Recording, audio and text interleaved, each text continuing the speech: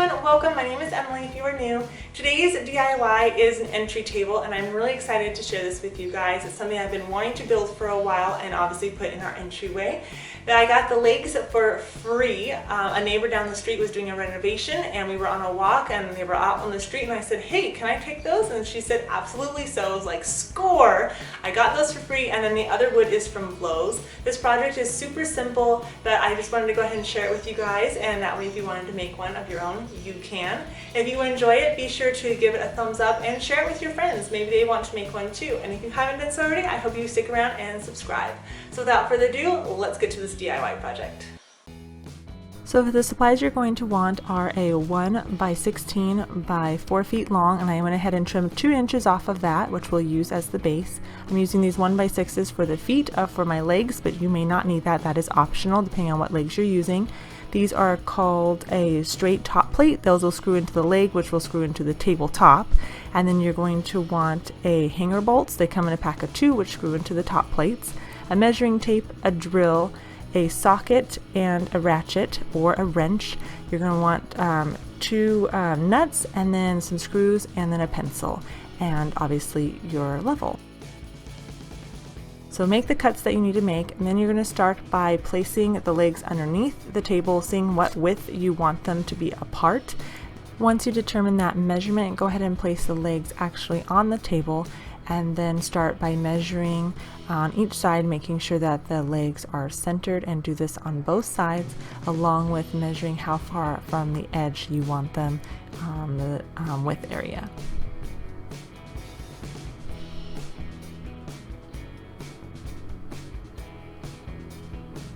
Once you have those determined, go ahead and take your pencil and trace all the way around the leg, and do this on both sides. This will be our template for our straight top plate that we will add to the tabletop later.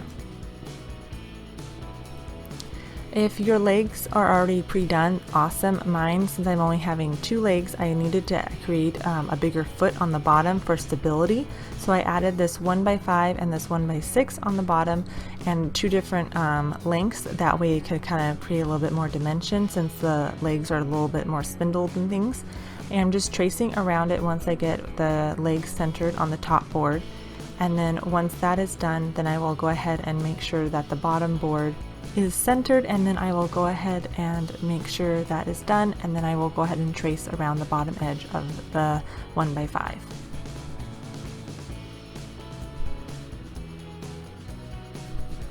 That is done, then I will go ahead and flip over my leg and make sure it is centered that way.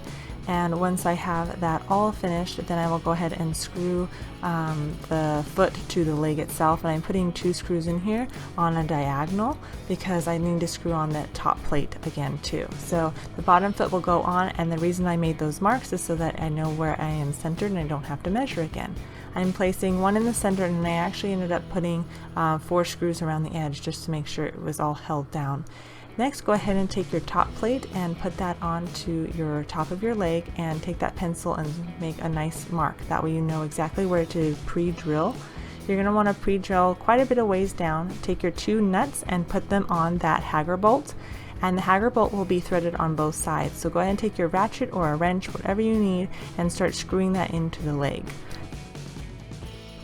Once you get closer down to the bottom, you will want to put that handle on that ratchet and work away. It does get quite stiff once you get down to the bottom. Once you get that to the appropriate height, go ahead and take those top plates and put them on those circles that you made on the top of your table, and go ahead and make sure everything is centered once again. That way nothing is off, and go ahead and screw those babies on in. Almost to the finish line here. And of course, repeat this to the other side. I really like these flat top plates because if you want to take apart your table at a later date, you can, and you can still use your table. It's really nice versus just screwing the wood together. Go ahead and take those legs and screw them on in, and you're pretty much done. The only thing left to do is to add a brace for it. You can add this to the bottom or to the middle.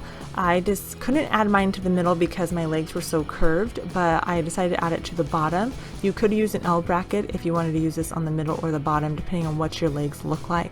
For me, mine were curved and I made the feet, so I went ahead and just took a really small pre-drill and drilled right into the wood. That way I wouldn't split it, and I'm using this smaller skinny screw to go all the way down, and I'm going at a slight angle here because of the way the wood is placed on top of each other. But all in all, this is the way it came out. I am super happy with it, and I love the way the spindled legs look and everything. It adds a lot of character and detail to it.